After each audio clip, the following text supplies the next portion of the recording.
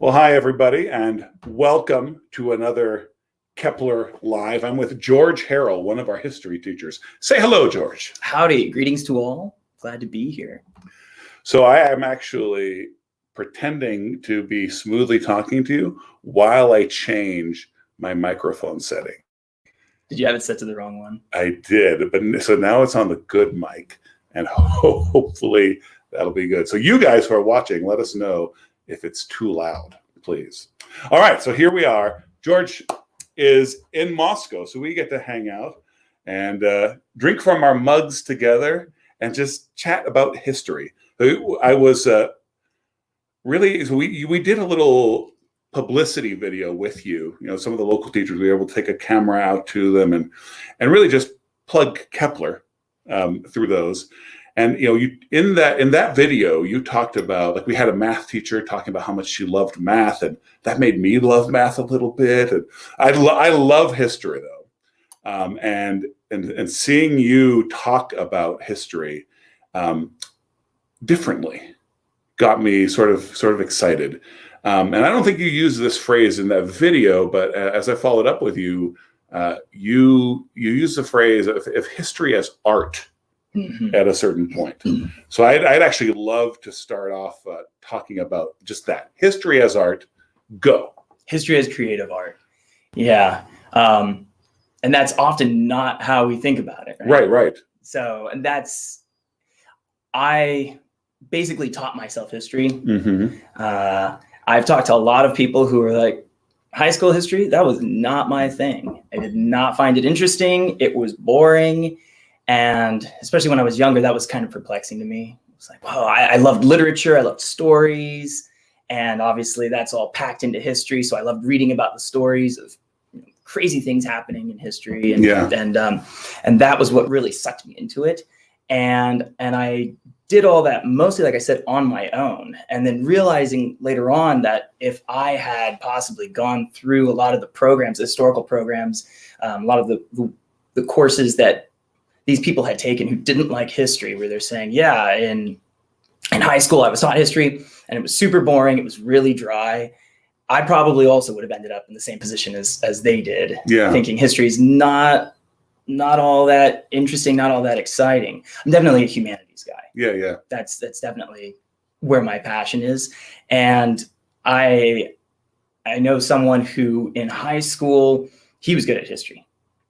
The way it's generally taught. Yeah. And he was like, he's got the dates, the facts, the names. He's like, I can do that. And he got through high school and was like, awesome, I'm going to go and become a history professor. And then he went on and did graduate work.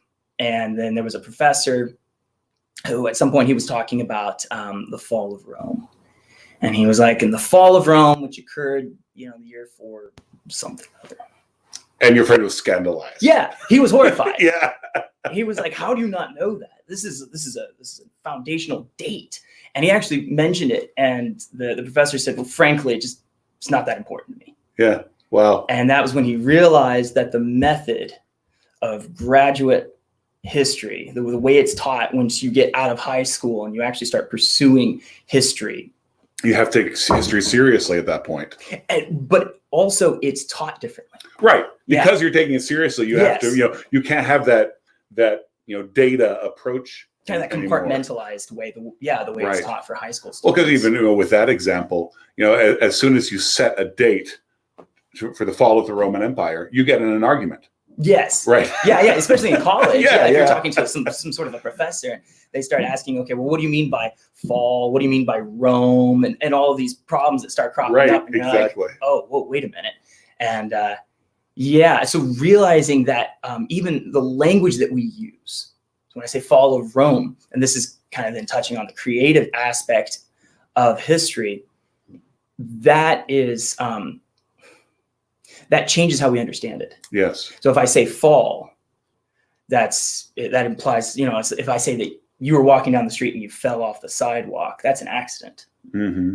If I talk about the rise and fall, or if I talk about the a better example would be maybe the birth and death. Birth and death is a natural process of like something's born. Yes. It comes to fruition, to fulfillment, and then it passes away. It's like, well, this is the natural course of these things. So even just changing the language, that Right. changes how we understand the events of the past.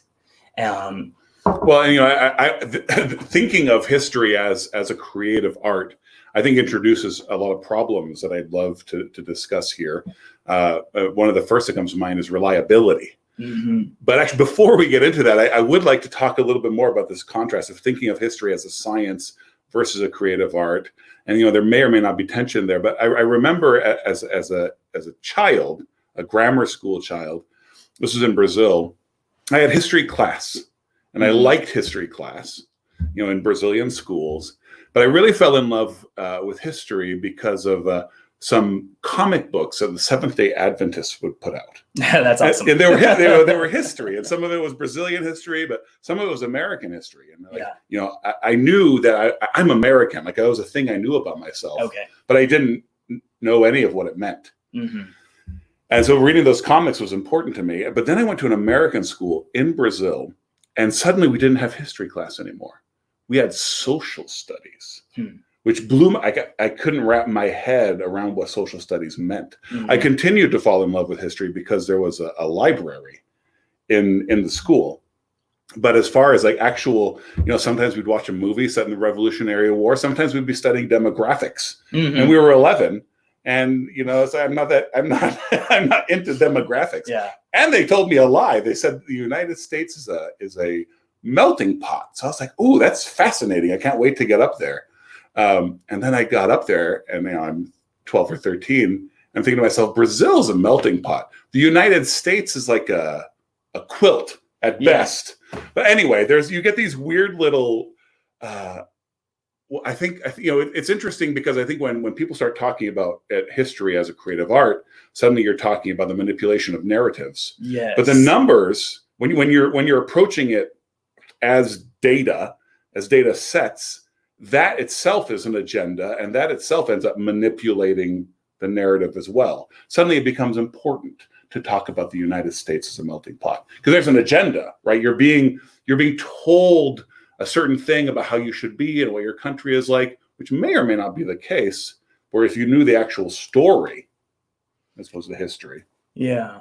Yeah, well, and to a certain extent, I mean, that is inevitable, right? Yes. So yes, the narrative that we tell about ourselves right. when we go back into the past and we're trying to say, a lot of it gets wrapped up in self-identity. Right. And Well, but exactly. And if you're thinking of it as a creative art, then you're embracing that aspect of it. And you're not hiding from it. Yes, definitely. And saying that, look, that is inevitable. And that's the distinction then between also the past and doing history.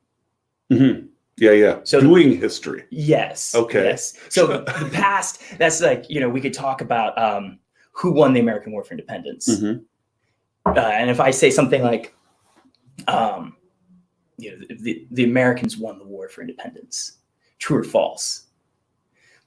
I mean, to a certain extent, you can't actually put a true or false statement on that. Mm-hmm. Or even if you ask, who's buried in Grant's tomb, although we can empirically observe that today, we could also true or false know who was buried back in, the 19th century. Once we start talking about something like the American colonists seceded or declared independence because of taxation, well, now we're trying to impose a cause and effect here. One of which, taxation, that's a physical thing. We could say, okay, yeah, that is the past. We can verify, did they impose taxation on the colonies? Yes. Is that why the colonies rebelled? Well, that's a psychological evaluation that we're having to perform now. And that is not actually capable of being determined empirically. We can't go back into the past and verify that. And we're having to impute motives on these people. Right. And, when you're, eventually you have to confront the fact that data is limited. Like if we want to, so then how do you handle that? Do you just have to give up, or do you lean into the story instead, or the various stories, right? And obviously, the raw information you're using at every point, and when new raw information comes up, you incorporate that, and perhaps the stories change. Yeah, right? yeah.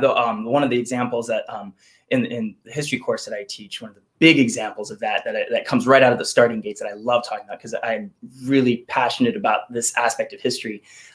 That changing narrative that you're describing, a great example of that was, so when the Spanish came through North America, through the southern states, when they came through Central America, when they came through South America, the stories that they told were about massive civilizations. Mm-hmm.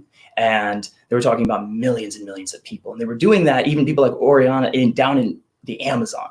Where they're saying, look, we're going down the Amazon River, and it's city after city after city the whole way down. A couple hundred years later, people traveling along through there, or following along the route of De Soto through the southern states, like the French explorers, when they're going down the Mississippi, all gone.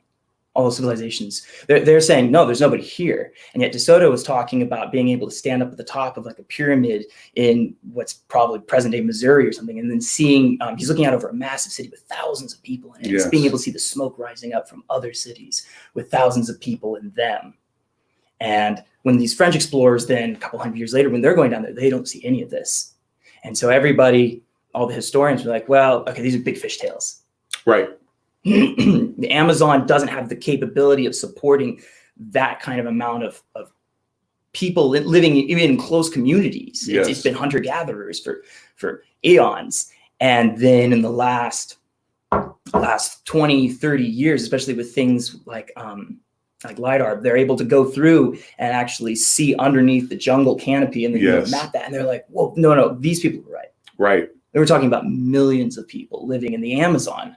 We're talking about possibly 25 million people living in Central America when the Spanish show up.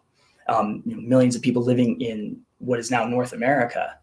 And so as that information comes in, they're like, well, okay, wow, we have to completely change the narrative that we have. But, the narrative changes at different levels, because there's still, when I would talk about South Carolina history with my kids and with students, I would often talk about how, the British, first of all, they referred to the forests of the East, like the word in their documents was usually jungle, because it was just so dense, especially in the South. But, they would talk about going to meet the Cherokee King. Yeah. Right. Because they had cities, even more recently than the Spanish, the British were looking at cities, not cities as big, but we end up as Americans, we end up putting the American experience in the plains. We just overlay it over American history through which is so disrespectful. Oh, I know, think, right? The same thing happened in the Middle East with Enlightenment writers and historians. They would even use like Marco Polo, going further back, to discredit the Bible. And they say, nobody lives in the Middle East. It's empty. It's all this desert. The cities are. How could armies of 300,000 have gathered against each other? But now we're able to go back and see that the population of the ancient world was much greater than the population of the medieval world. But so you end up looking at whatever you can see now, and it's very difficult not to just overlay that across the centuries. Yes, and to build a narrative that way. So, do you have? This is a total just voyage off topic. Okay. So if you're not Fire equipped away. to, okay, great. We'll see. The mega death of the native peoples in the Americas. It's always fascinated me, because you're talking about these millions of people, right?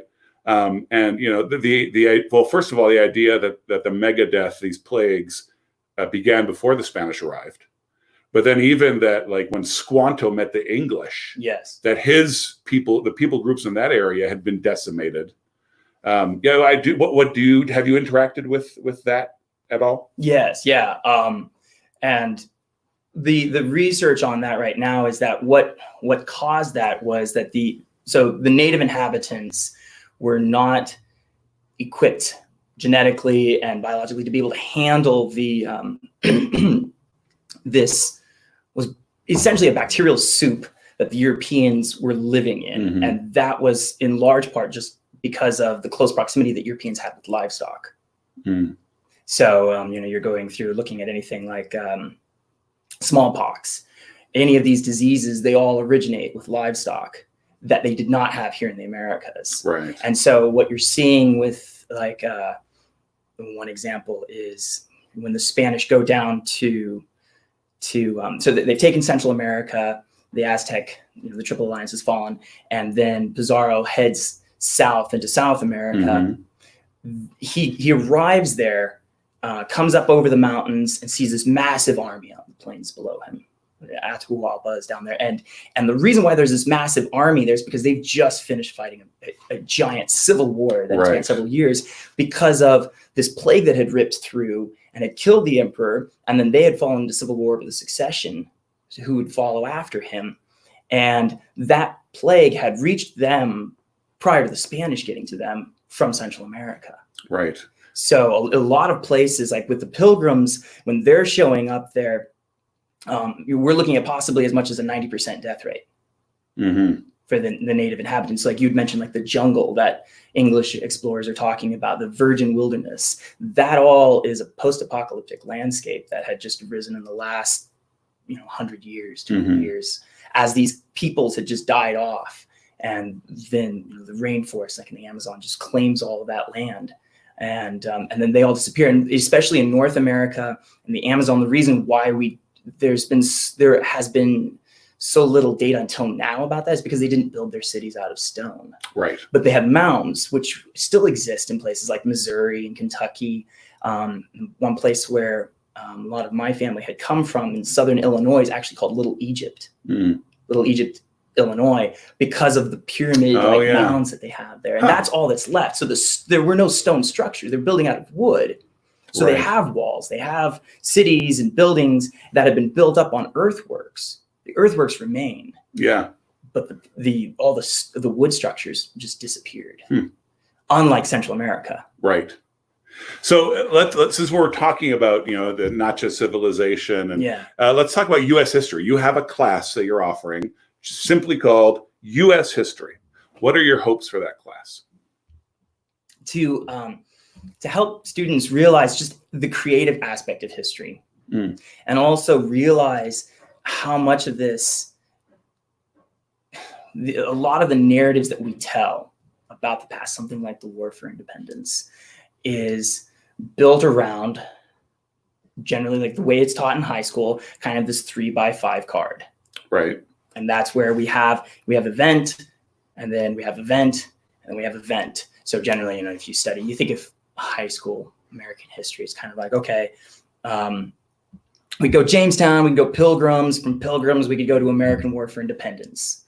American War for Independence, there's slavery or antebellum period or whatever, Civil War. There's some stuff in between, but kind of we jump from event to event to event. Yes. And generally what happens is we get a truncated view of what occurred at that explosion that we see. So we're zeroing in on that tip of the iceberg and being, all right, let's analyze that without seeing the rest of what's underneath it.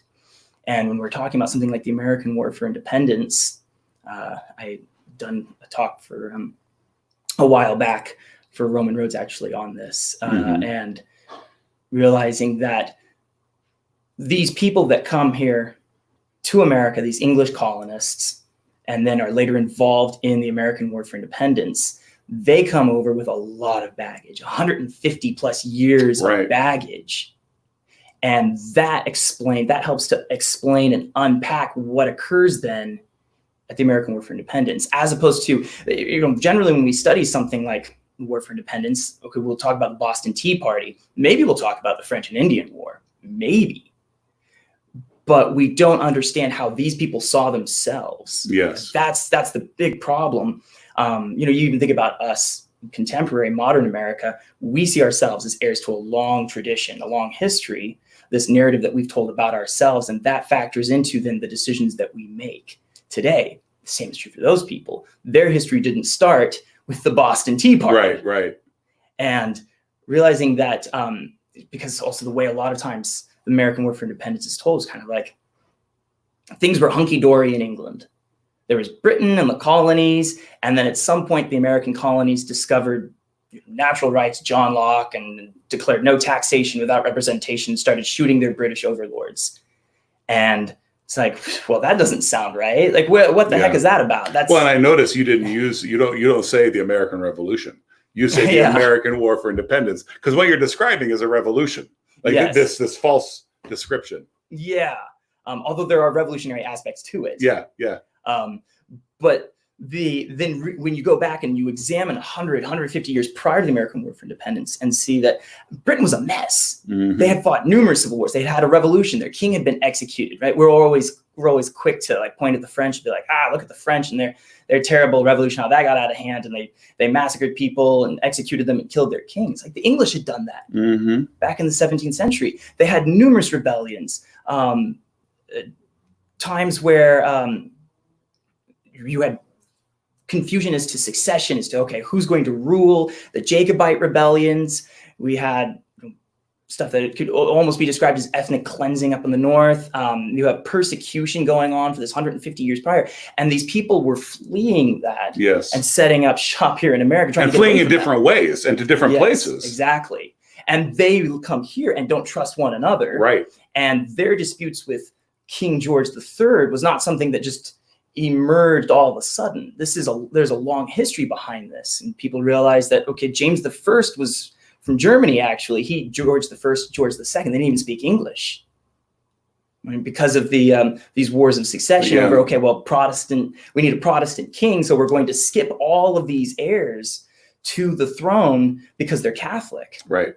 And then this king comes over. So George III's position on the throne is, within living memory, is kind of shaky. Yeah. It's not just kind of like, oh yeah, obviously the Hanover kings, they're heirs, so that they are the legitimate rulers of Britain. There's a lot of people that would have disagreed with that in the early 1700s. Yeah, living memory, you would have had kings with German accents. Yes. Yeah, absolutely. So, guys, this would be a great moment to throw in, especially when we're talking about the art of history, how one does history, approaches to history. We'd absolutely love to get your comments and questions. First of all, George, Sean Patterson says hi. Tell Sean hi. Scott has a comment here, a comment and a question.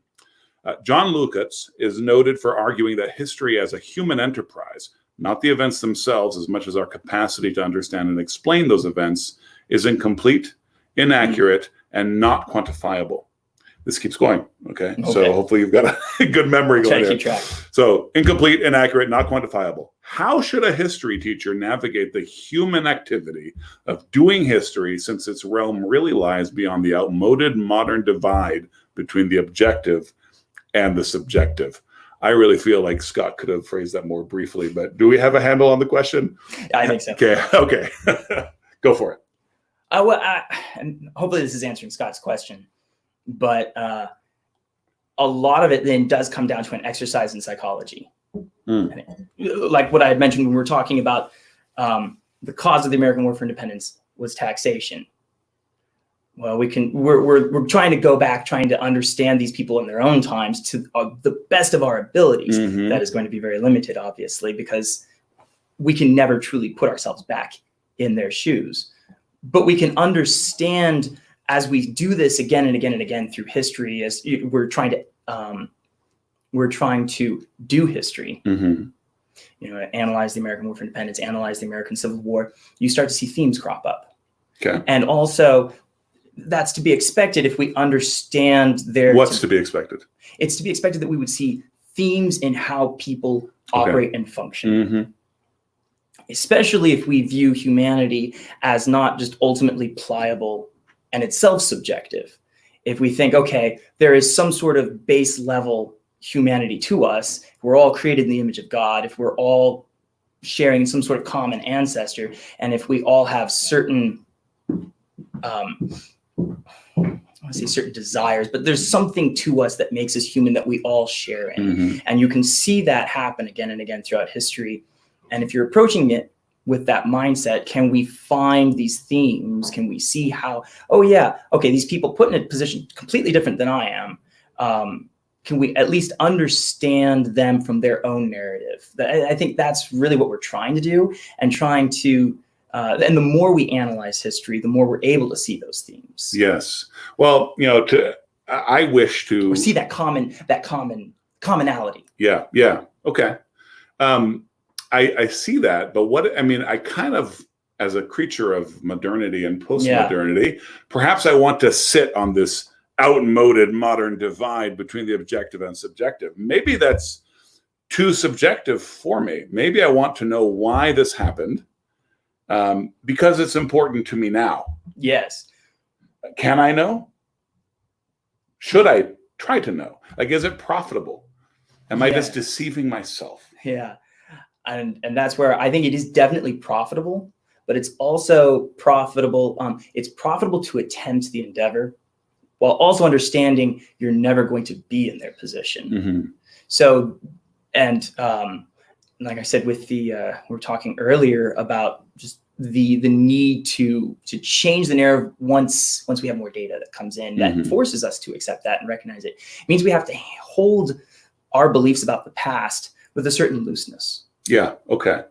So we need to be very humble. And that's the problem that we have then with that 3x5 card. So we're talking about modernity. It's ironic then that high school history is generally taught as though it isn't subjective. Right. It's taught as there's just hard facts, hard data, which creates a certain hubris. And you see this all the time whenever we talk about something like the cause of the American War for Independence, or the cause of the Civil War. This gets heated really fast, and people are like, no, I know what it is. Yeah. I had my 3x5 card. It's different than your 3x5 card. Yeah, who went out, right? Because, especially with a postmodern perspective, you completely buy into the idea that the narrative is power.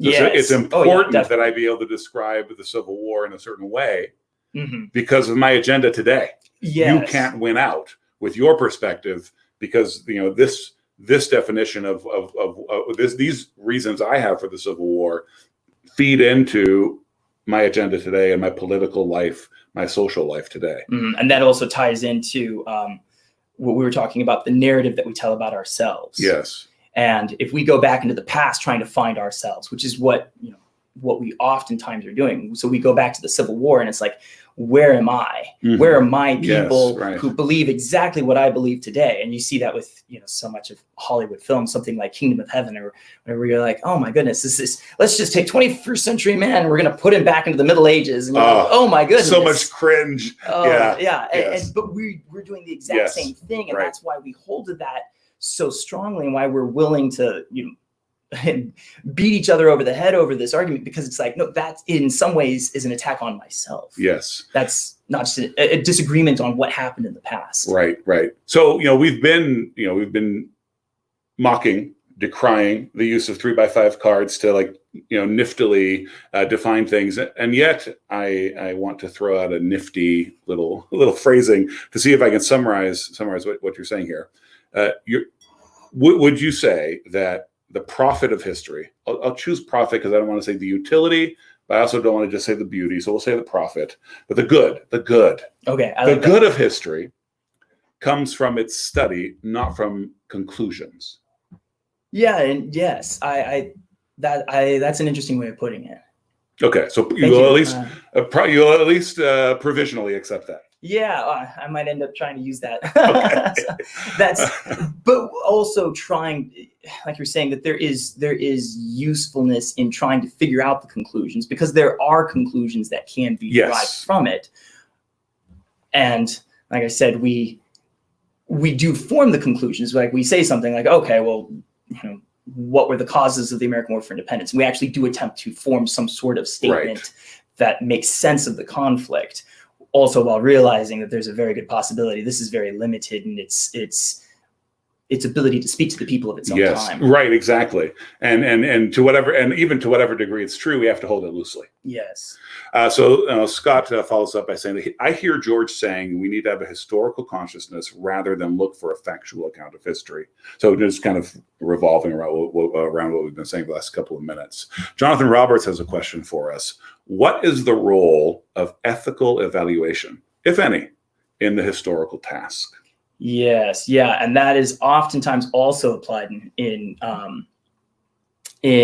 high school history, where it's kind of, okay, let's go back into the past and let's really quickly here try to ascertain is this guy a hero or is this guy the villain? And that happens routinely. And I don't have a problem with heroes, but I do have a problem with that being our primary goal. So history, the primary goal of history is not to pass judgment on it. I'm not saying that we can't pass judgment, but if that's our first, if that's what we're going into it with, and I know a lot of people, it's a lot of times. Well, it's another version of what we do. Looking back at the Civil War, what were the causes? It's important that you're instead of being politically anachronistic, you're being morally anachronistic. Again, not to say that morals are subjective.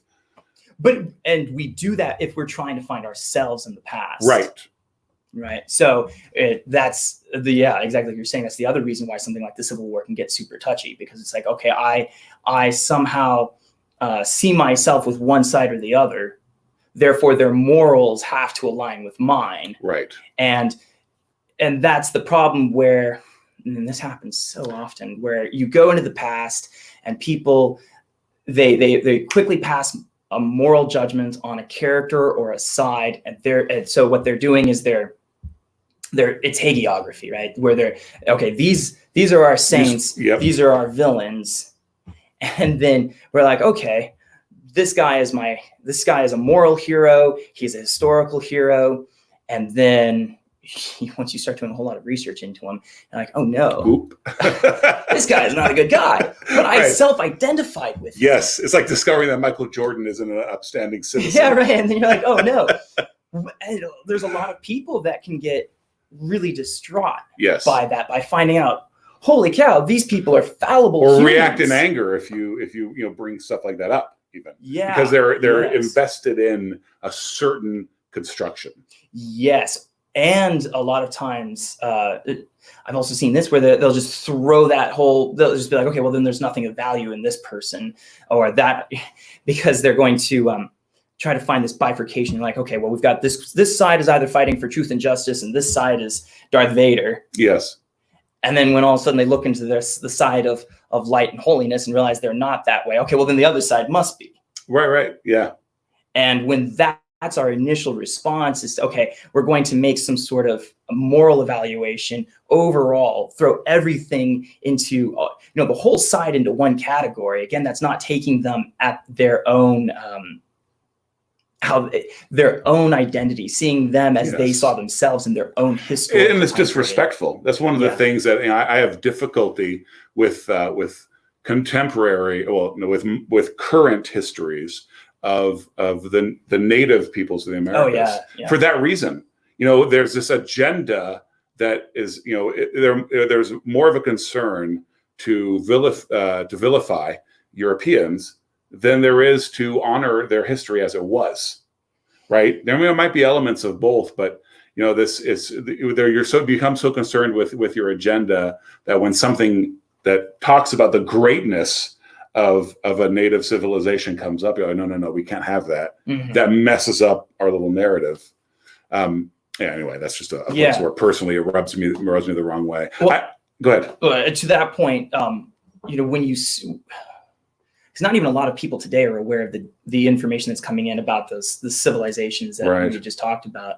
And, so I know a lot of people that still think that, okay, well, Native Americans were hunter-gatherers. And then it's more interesting when you realize that this divide that we've created between Native Americans and Europeans is an artificial one, and realizing actually there's more similarity in many ways than dissimilarities here. I think that goes to also your comment about respect. We can see them more as human beings between just humanity. Like, oh, these are participants in humanity. Right. Same as Europeans, same as people in South America, same as people in China, and not something fundamentally alien. Right. And you can still make moral judgments, biblical judgments, but it's respectful now. Anyway, I want to come back to several topics that kind of jump to mind as we talk about this, as I am an enthusiast of history. But before we do that, here you are railing, let's say railing against sociological, statistical approaches to history. Maybe that's not fair, but I'm setting up a little soundbite. Yes. So, okay. All right. Statistical. And yet here you are teaching an economics course. Yes.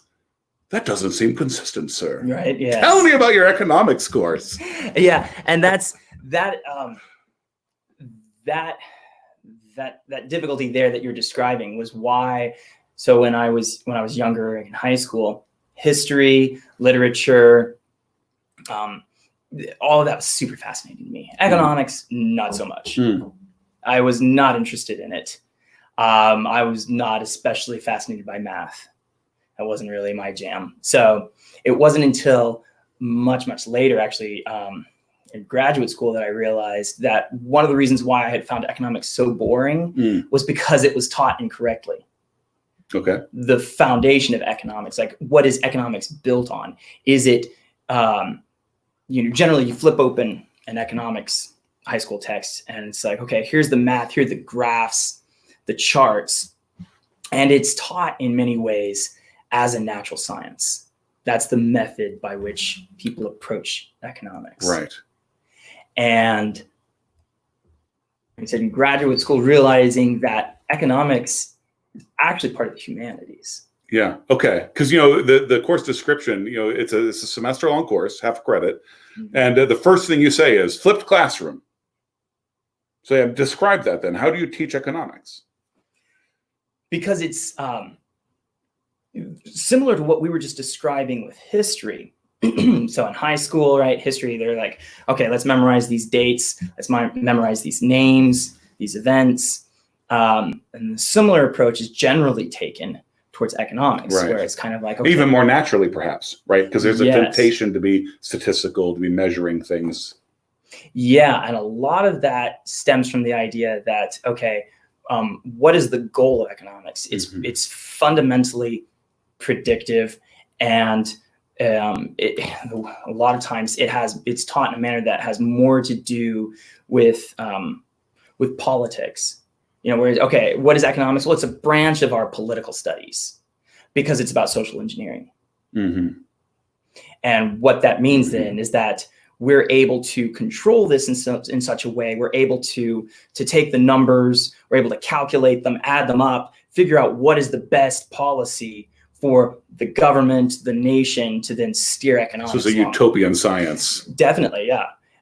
And the problem is that much like with our study of history, we're dealing with people. And that is the fundamental difference between a study of history, a study of economics, and the natural sciences.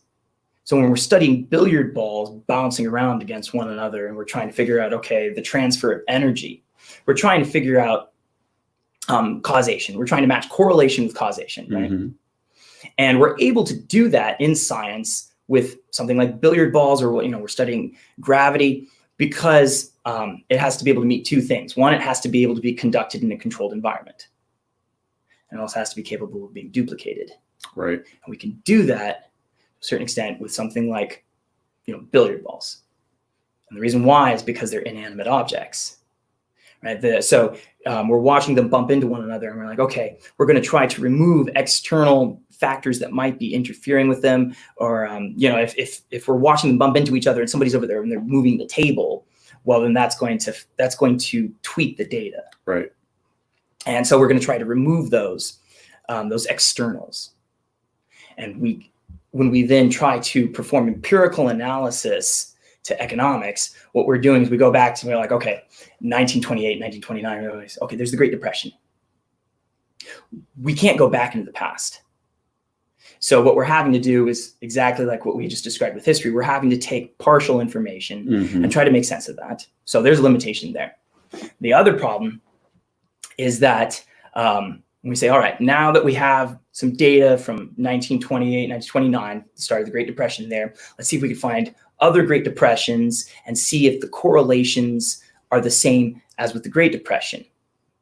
Okay, now from that information, we're going to try to build a predictive model. But the problem with this system is that the Great Depression occurred at a time and a place that is completely and absolutely unique to its own time. Never again will we ever have that exact unique situation. Right. We're emerging after World War I, the Roaring '20s, and because we're dealing with humanity, there are, on a global scale, there are so many factors that are coming into this that we then go and study another depression that has its own unique data. Yes. You can make helpful associations, but you have to realize that humanity is limiting how you can apply all of this. And we cannot then duplicate that. Right. That's the problem. So, because we cannot control the environment in which the analysis was performed or in which our future projections. And so, we have 2008 or, more recently, somebody's like, okay, well, coronavirus, who could predict that? And it's like, yeah, that is a unique phenomena that you didn't have at the time of the Great Depression. What's the ripple effect of that? Right. Who knows? There could be all sorts of things, and we can try to limit that down and try to make, try to limit the data. Mm-hmm. But it is something that is fundamentally different from a natural science, and also because when we're analyzing billiard balls bumping into one another, billiard balls are inanimate. Mm-hmm. So if I see a jet plane take off from Minneapolis and it's heading towards Denver, Colorado, and I see a giant storm emerge, and then the jet plane turns around and heads back to Minneapolis, I don't look at that and conclude, storms make jet planes land in Minneapolis. Right. I know that there's a pilot there. Right. And I understand that there's human volition because I am a human. Yes. But so you're a human, so you understand there's human volition, but you can't understand exactly what the pilot's thoughts were. But more importantly, what I understand is that it's not a natural. Right. It's not.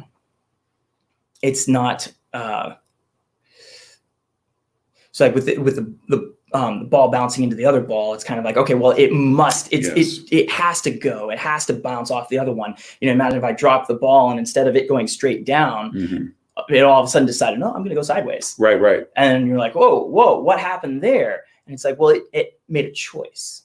We're not analyzing billiard balls as though they have volition, as though they have choice here. So the reason why I analyze the pilot differently is because I know he has will. He's making a choice. He's analyzing the information and then deciding what is the best course. And I understand that because I also am a human being. So my analysis of humanity versus my analysis of, rocks, of billiard balls, of inanimate objects is fundamentally different. And because your analysis of humanity is fundamentally different, so is your analysis of economics. Yes. Okay. So, you could have, we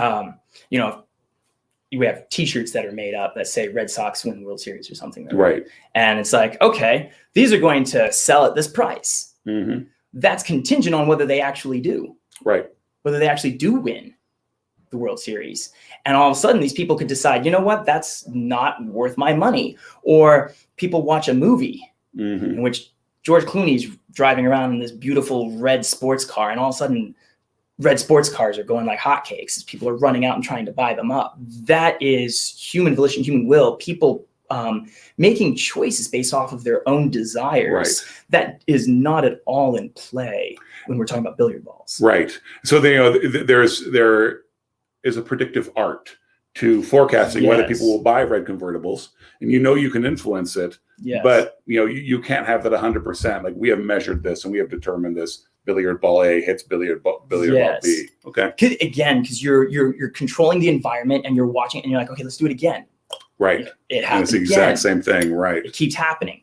Whereas, like I said, with the Great Depression or something, going back into the past, inadequate information, trying to make predictions about the future, with a future that's going to be radically different, in which we're not controlling the environment and it'd be impossible to create an environment that was 100% the same. Right.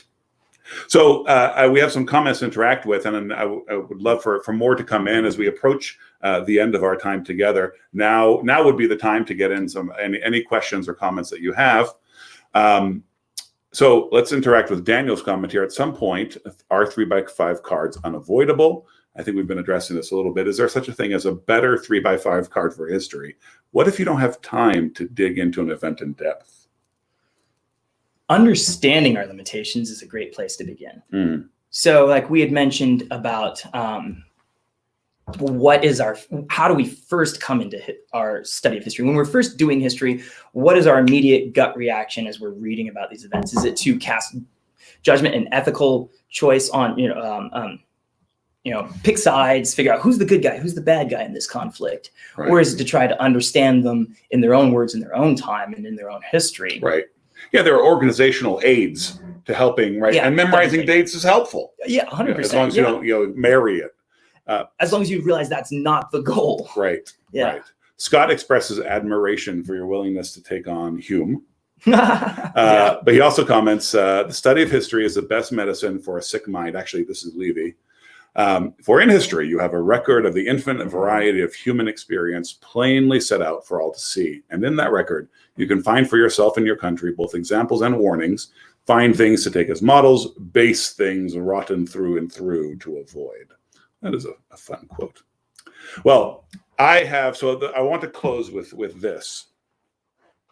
I would like to know your opinion of, I've been endorsing to people for many years, including my children. Okay. So I would just. So am I on thin ice here? No, what I want to tell you is I would absolutely relish it if you would destroy me. But I am curious to know what you think of this notion that good historical study is only bettered by reading lots of historical fiction.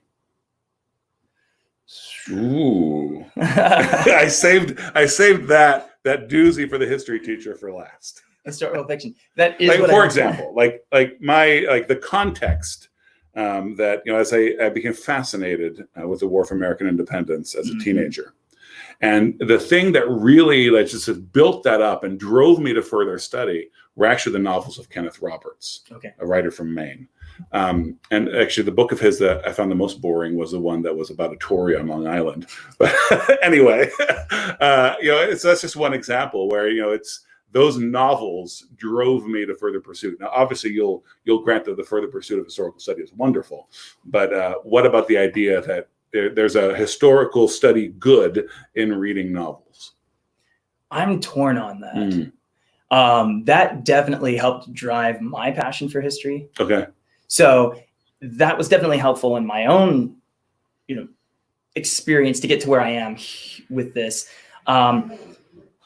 One of the concerns is that, does it tell you more about the time period that it's about or the time period of the author? Yes. Okay. Yeah. Right. Yeah. So you have to have enough historical background, at least to historical background, an awkward phrase, but I continue, to know whether you're reading good fiction, good historical fiction, fair historical fiction. I'm just making you nervous. I can tell. Oh yeah, I know. This is thin ice. The concern is that, especially if you're a kid, you're not going to know that. And then part of the thing is that when you're reading that, there is that desire to self-identify.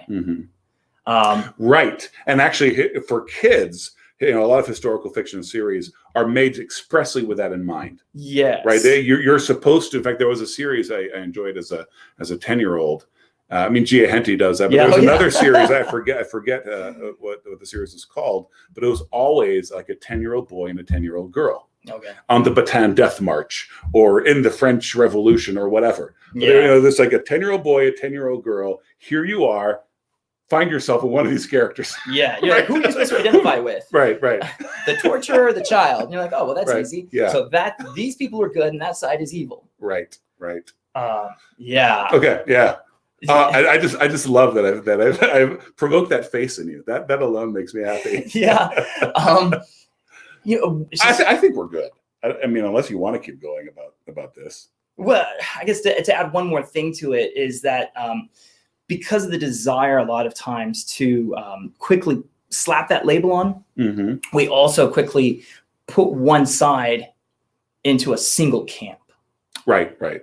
And say, okay, well, then they're all fighting there for the same reason. And then to mention back to the American War for Independence, where if we understand these people groups having their own narrative about who they are and their own history, and realizing that they had fought each other prior to the American War for Independence, Yeah. in these many, many wars that had occurred over the last 150 years, and then realizing that their reasons differ geographically, culturally, and they don't necessarily see themselves as one people, Right. with one narrative. And that historical fiction can a lot of times reduce it down to a single narrative. For sure. Well, so can bad history. Yeah, absolutely. 100%. But that's the concern that, if we're talking about. And you're particularly concerned with the destructive effect on history, on doing history, that anachronism has. Oh yeah. Right. Yeah. And so then the propaganda effects of fiction would come into play for you. And what happens when you find out that it's more complex? Right. So what about G.A. Henty? Oh yeah, he's definitely like that. Yeah, I mean, it tells you a lot about the turn of the century there in which he's writing. I enjoyed them a lot as a kid. Well, it's funny. I know a lot of people who did not. Yeah. Well, and reading Henty, you're like, it's interesting because he's, for example, when you read stories set in the United States or that interact with Americans, you realize, hey, wait a second, this guy is not one of us. Right. There's another narrative and then other things being pushed. Before I ask you about Shot Glass of History, which is how we'll end, Scott wants you to know that Shelley would agree with me in saying that the great instrument of moral good is the imagination, and poetry administers to the effect by acting upon the cause. I don't disagree. It's just that was totally unfair of me, and I loved it. I like it. I don't disagree. I'm just nervous. Yes, yeah, right. I get. What you're saying is maybe don't tell everybody that reading historical novels will teach you history. Yes, I guess that would be the big thing. If you're reading historical novels with a certain understanding of the constraints of it, right? That's different than being like, hey, we're getting objective history. This is how they saw themselves and what actually happened, as opposed to like, here's a really good story. Yeah, right. Tell us about Shot Glass of History, please. Shotglassofhistory.com. Y'all, and if you guys are interested in Mr. Harrell's courses, in the description to this video, wherever you're watching, you'll find a link to his profile on the Kepler website. And then you also have shotglassofhistory.com. Tell us about that. Yeah, that's where, kind of working through a lot of this material, I've been trying to kind of accumulate material on particular incidents in history, particular events, and try to provide some of that complexity, give people at least some sort of an area, a toehold, and hopefully give them resources to then go and pursue research further if they're interested, or just at least realize, okay, hang on, this is actually complex, which, I mean, part of the problem with that is also like complexity is frightening. Yes. So a shot glass. Yeah. So it's delivering a strong dose of historical rethinking. And this is something else that I try to impress on a lot of the students is that because this is a lot of times not what you're going to get in high school history, that doesn't mean that there's some sort of grand conspiracy among historians to give us a false narrative. A lot of historians, it's kind of weird. Even ones that I disagree with politically, their method of analyzing history is a lot of times really good. Yes. And their complex academic works are oftentimes quite helpful. When you get them on something like Twitter, that's where it begins to devolve. And history of all the academic arts and sciences out there, it's probably the one that attracts the most just enthusiasts. Yes. Right. And so then you get that effect happening as well, where you have people who, everyone has an opinion, everyone's read a couple of books. Yes. And so then that conversation can get a little wild as well. And the important thing to realize is that there is oftentimes a very strong disconnect between popular history and academic history. Well, so actually, I'd like to close with this comment, which is that academic history and the good methods that exist and just the great history being done out there. It's one of the reasons I'm really glad to have you with Kepler, because I actually think that wonderful world of history that exists out there begins to exist once you get in college. Yes. Right. There aren't that many history teachers who love history for high schoolers. Yeah. And you, sir, are one. Thanks. Yeah. I was wondering if you would accept that graciously or not, and you did. You were just like, "Thank you." That's Just roll true. with it. Yeah. What am I going to do? Fight it right now? No, exactly. Yeah, just accept it. Well, I really appreciate you having come in. I love that we were able to do this in person. No, it's fantastic. Yeah, thoroughly enjoyed it. Thank you so much. Thanks, everybody who's been watching. And well, next week we'll have a couple more lives, and we are going to begin doing these lives regularly. So as we're getting all the teachers in, and they're telling us all about themselves and their wonderful thoughts. But every Monday at 11 Pacific, we're going to be hosting one of these lives, and that will continue indefinitely. So I'm really looking forward to that. You guys can look forward to. Oh, shoot, my boss is watching, and I forget the name of this segment. Kepler, it's not Kepler Voices. Shoot. Kepler Conversations. That's what it is. Okay, Thanks for your help. Thanks for hanging in there on camera while I went through all that. Yeah, I couldn't help you there. I'm sorry. We got it. Kepler Conversations, guys, every Monday. All right, thanks so much for being here. So long, everyone.